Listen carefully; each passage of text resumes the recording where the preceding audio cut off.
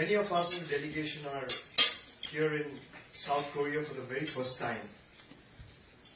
And thank you for listening to us patiently. Thank you for the warm welcome.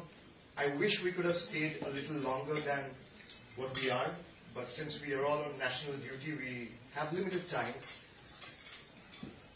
Just to add to what my colleagues have stated, the 22nd of April PAHALGAM terror attack is no more a matter of India's national security. It has turned out to be a global imperative now. And time and again, we have been saying this, how Pakistan has been harboring, shielding, and sheltering terrorists in their own land. Right from the time both India and Pakistan has gained independence at an interval of a day. At the same time, precisely. And if you look at the trajectory of Indian economy and Pakistan's economy, there's a hell and heaven difference. India has grown by leaps and bounds, where Pakistan is struggling with their own economic crisis and flaws. And the attack on Jammu and Kashmir in Pahalgam is a testament to the fact that they don't want the Indian economy to prosper.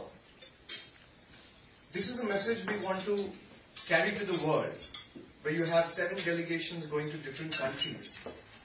And we want to tell this to you, everyone, with all humility and grace,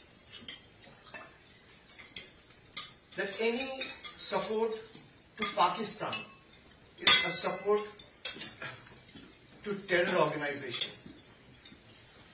Anyone supporting any act of Pakistan is supporting a terror organization. Why I say this? I have reasons to say this.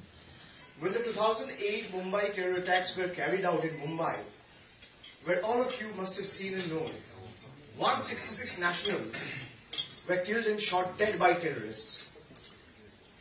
And out of those 166, there were people belonging from different nationalities. Apart from India, there were people from 26 other countries. And the prime accused, who was then arrested by the Indian law enforcement agencies, he confessed in the proceedings that he was trained and raised in Pakistan.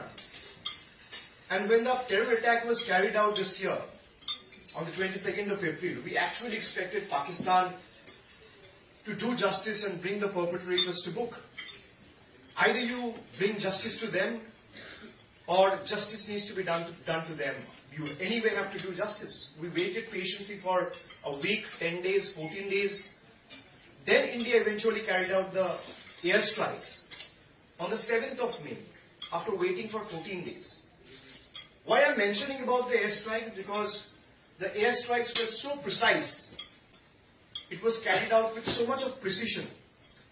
We ended up successfully destroying 9 terror infrastructure without endangering a single civilian life.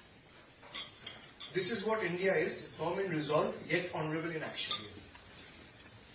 I come from a land where we have a special bond with every Korean living in South Korea. I come from the land of Rabindranath Tagore. And Rabindranath Tagore's poem, The Lamb from the East, is still embedded and found a special place in the textbooks of school kids today. And we come from a land who has always taught and given the message of peace, harmony, tolerance, and humanity to the world. We would be the last one to talk about violence. We would be the last one to talk about war and tax. But we have been repeatedly waiting patiently for them to bring the perpetrators to book, which they're not doing. Now, our stance from the very first day has been clear. You fire, we fire. You stop, we stop. You can't be expecting one-sided action, and you can't be expecting any reaction. As Newton's third law says, every action has an equal and opposite reaction. Now, breeding a snake back in your backyard and expecting that snake to only bite your neighbor is the last mistake we should do, or last think we should think of. Because once the snake is unleashed, it will end up biting whoever it can. A snake remains a snake. If you're breeding a monster to become a monster, the day the monster is unleashed, it will pounce on an attack on everyone. It gets an opportunity to attack. So we need to be very careful and mindful of how Pakistan has been harboring terrorism, harboring terrorists from 9/11 to 26/11 in Mumbai, to PAHALGAM, to Pathankot, to Uri, repeatedly one after one terror attacks. You might reminisce Osama bin Laden was found in a place called Abbottabad, which is again in Pakistan. When the airstrikes were carried out by the Indian Air Force, there is a picture in public domain. It's all over the media. You can find out. When the airstrikes were carried out, those airstrikes ended up killing 100 odd terrorists. And then you have a picture where Pakistan's high-ranking military generals are attending the funeral of the terrorists. They're not any pawn or small officers. They're high-ranking military generals from the Pak army. They are physically attending the funeral of the known terrorist who has been carrying out terror attacks in various places of the world, including India. So this is a testament to the fact what India has been claiming for the last 4-5 decades.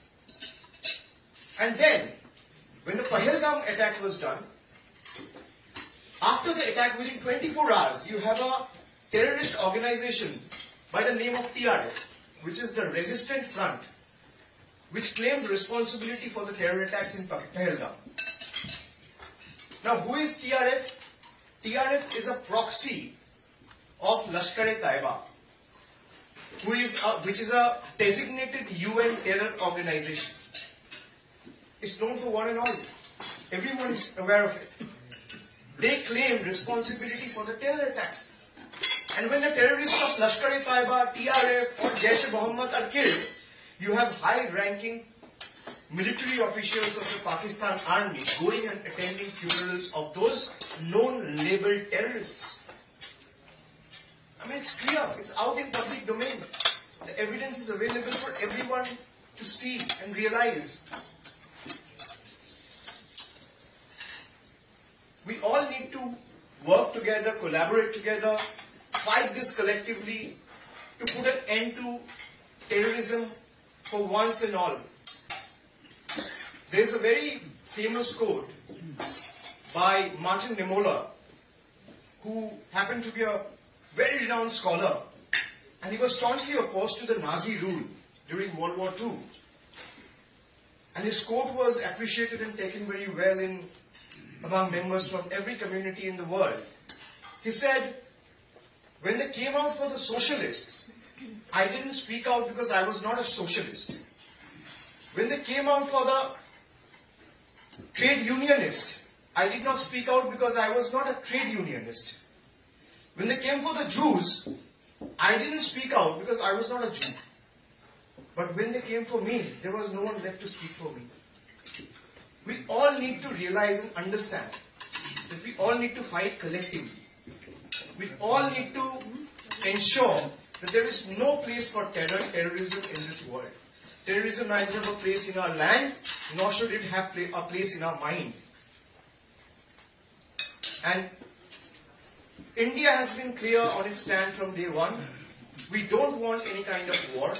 We don't want any kind of violence. I say that repeatedly.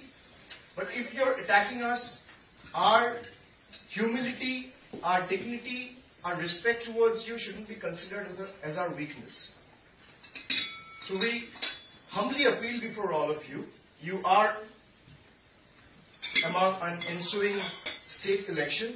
We realize that and really appreciate all of you taking out time and coming here and listening to all of us. I really hope that India and South Korea's strategic ties, partnership and bond will grow from strength to strength in the days to come.